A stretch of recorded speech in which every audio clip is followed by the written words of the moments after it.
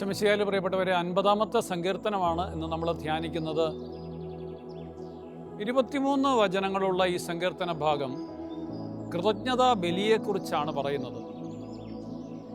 ഒന്നാമത്തെ ഭാഗം ബലി അർപ്പണത്തെക്കുറിച്ച് പ്രതിപാദിക്കുമ്പോൾ, രണ്ടാമത്തെ ഭാഗം അതിലുള്ള ധാർമ്മികതയെക്കുറിച്ചാണ് പറയുന്നത്. സിയോനിൽ വാഴുന്ന ദൈവത്തെ ആരാധിക്കുന്നവർക്ക്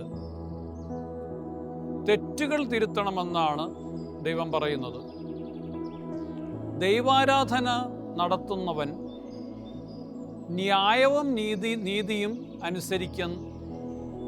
അനുസരിച്ചായിരിക്കണം ജീവിക്കേണ്ടുന്നത്. ബലിയർപ്പണം ഒരിക്കലും അന്ധവിശ്വാസത്തിൻ്റേത് യാന്ത്രികമായിട്ട് മാറരുത് എന്ന് സങ്കീർത്തകൻ പറയുകയാണ്.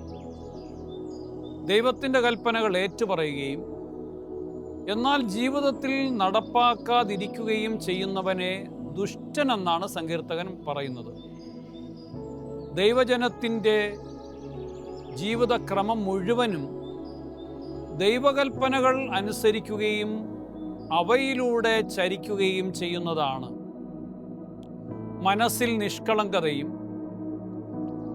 ദൈവത്തോട് കൃതജ്ഞതയും ഉള്ളവനാണ് കൃതജ്ഞതാ ബലിയർപ്പണം ശരിയായി നടത്തുന്നവൻ. ദൈവത്തെ കർത്താവായി ദിവസവും അംഗീകരിക്കുവാനും നിഷ്കളങ്കമായിട്ട് ജീവിതത്തിൽ ബലിയർപ്പിക്കുവാനും നമുക്ക് ശക്തി തരുവാനായിട്ട് നമുക്ക് പ്രാർത്ഥിക്കാം. കർത്താവേ, അങ്ങയുടെ യഥാർത്ഥമായിട്ടുള്ള സ്വരം കേൾക്കാനും അങ്ങയുടെ കൽപ്പനകൾ അനുസരിച്ച് ജീവിക്കുവാനും ഞങ്ങൾക്ക് അനുഗ്രഹം നൽകണം.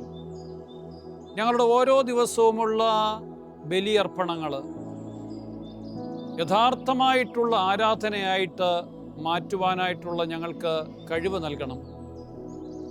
ഞങ്ങളുടെ ചിന്തകൾ പലപ്പോഴും പാളിപ്പോകുന്നുണ്ടെങ്കിലും നിന്നിൽ മാത്രം ശ്രദ്ധ കേന്ദ്രീകരിച്ച് യഥാർത്ഥമായിട്ട് പൂർണ്ണമായിട്ടുള്ള ആരാധന നടത്തുവാനായിട്ട് ഞങ്ങളെ അനുഗ്രഹിക്കണമേ, ആശീർവദിക്കണമേ എന്ന് പ്രാർത്ഥിക്കുന്നു.